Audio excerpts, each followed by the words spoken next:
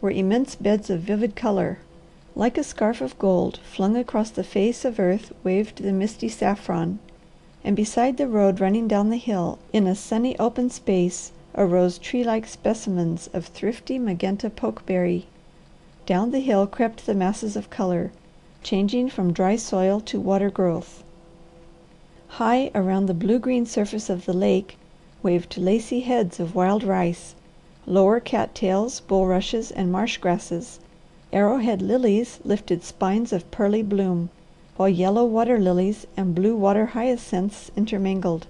Here and there grew a pink stretch of water smartweed and the dangling gold of jewel flower. Over the water, bordering the edge, starry faces of white pond lilies floated. Blue flags waved graceful leaves, willows grew in clumps, and vines clambered everywhere. Among the growth of the lake shore, duck, coot, and grebe voices commingled in the last chattering, hastened splash of securing supper before bedtime. Crying killdeers crossed the water, and overhead the nighthawks massed in circling companies. Betsy climbed the hill, and at every step the Girl cried, "Slower! Please go slower!" With wide eyes she stared around her. "Why didn't you tell me it would be like this?" she demanded in awed tones. "Have I had opportunity to describe much of anything?" asked the Harvester. "Besides, I was born and reared here, and while it has been a garden of bloom for the past 6 years only, it always has been a picture. But one forgets to say much about a sight seen every day, and that requires the work this does." "That white mist down there, what is it?" she marvelled. "Pearls, grown by the Almighty," answered the Harvester. "Flowers that I hope you will love. They are like you, tall and slender, graceful, pearl white and pearl pure. Those are the arrowhead lilies." "And the wonderful purplish red there on the bank? Oh, I could kneel and pray before colour like that." "Pokeberry," said the Harvester. "Roots bring 5 cents a pound. Good blood purifier." "Man!" cried the Girl. "How can you? I'm not going to ask what another colour is. I'll just worship what I like in silence. Will you forgive me if I tell you what a woman whose judgment I respect says about that colour?" "Perhaps." "She says, God proves that He loves it best of all the tints in His workshop by using it first and most sparingly. Now are you going to punish me by keeping silent?" "I couldn't if I tried." Just then they came upon the bridge crossing Singing Water, and there was a long view of its border, rippling bed, and marshy banks, while on the other hand the lake resembled a richly encrusted sapphire. "Is the house close?" "Just a few rods at the turn of the drive." "Please help me down. I want to remain here a while. I don't care what else there is to see. Nothing can equal this. I wish I could bring down a bed and sleep here. I'd like to have a table and draw and paint." "I understand now what you mean about the designs you mentioned. Why, there must be thousands. I can't go on. I never saw anything so appealing in all my life." Now the Harvester's mother had designed that bridge, and he had built it with much care. From bark covered railings to solid oak floor and comfortable benches running along the sides, it was intended to be a part of the landscape. "I'll send Belshazzar to the cabin with the wagon," he said, "so you can see better." "But you must not!" she cried. "I can't walk. I wouldn't soil these beautiful shoes for anything." "Why don't you change them?" inquired the Harvester. "I am afraid I forgot everything I had," said the Girl. "There are shoes somewhere in this load. I thought of them in getting other things for you, but I had no idea as to size, and so I told that clerk to day when she got your measure to put in every kind you'd need." "You are horribly extravagant," she said, "but if you have them here, perhaps I could use one pair." The Harvester mounted the wagon and hunted until he found a large box, and opening it on the bench, he disclosed almost every variety of shoe, walking shoe, and slipper a girl ever owned, as well as sandals and high overshoes. "For pity's sake!" cried the Girl. "Cover that box! You frighten me. You'll never get them paid for. You must take them straight back." "Never take anything back," said the Harvester. "Be sure you are right, then go ahead, is my motto. Now I know these are your correct size, and that for differing occasions you will want just such shoes as other girls have, and here they are. Simple as life. I think these will serve because they are for street wear, yet they are white inside."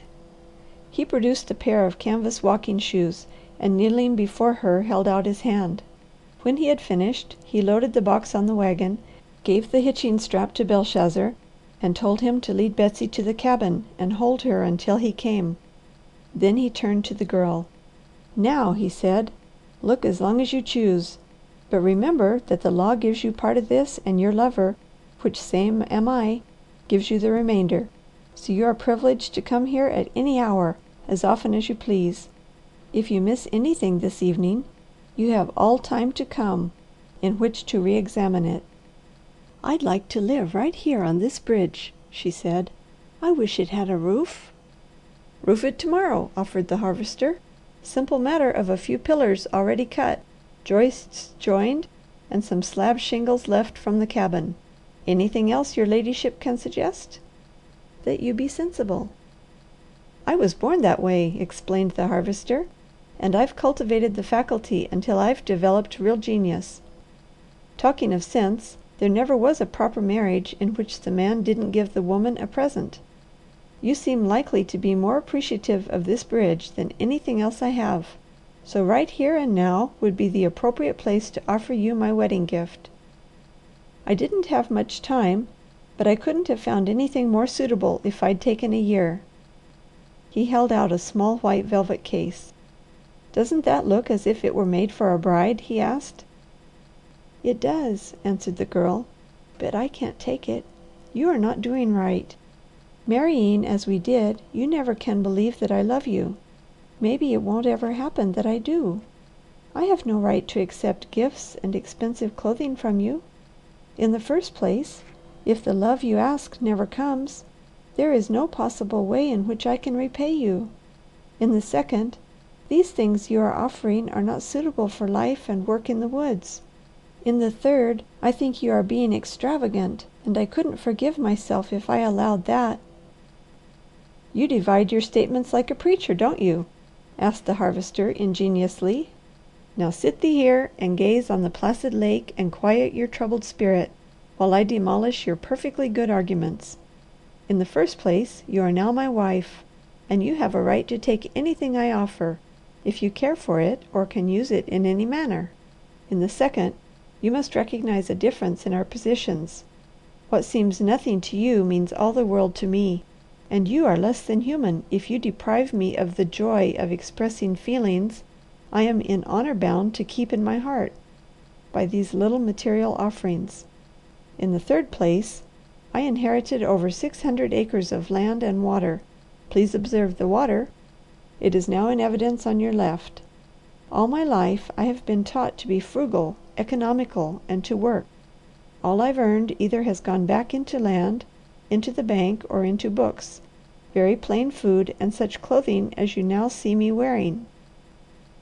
Just the value of this place as it stands, with its big trees, its drug crops yielding all the year round, would be difficult to estimate, and I don't mind telling you that on the top of that hill there is a gold mine, and it's mine, ours, since 4 o'clock. "A gold mine?" "Acres and acres of wild ginseng, 7 years of age and ready to harvest. Do you remember what your few pounds brought?" "Why it's worth thousands." "Exactly. For your peace of mind, I might add that all I have done or got is paid for, except what I bought to day, and I will write a check for that as soon as the bill is made out. My bank account never will feel it. Truly, Ruth, I am not doing or going to do anything extravagant. I can't afford to give you diamond necklaces, yachts, and trips to Europe, but you can have the contents of this box and a motor boat on the lake, a horse and carriage, and a trip, say to New York, perfectly well. Please take it." "I wish you wouldn't ask me. I would be happier not to." "Yes, but I do ask you," persisted the Harvester. "You are not the only one to be considered. I have some rights also. and I'm not so self effacing that I won't insist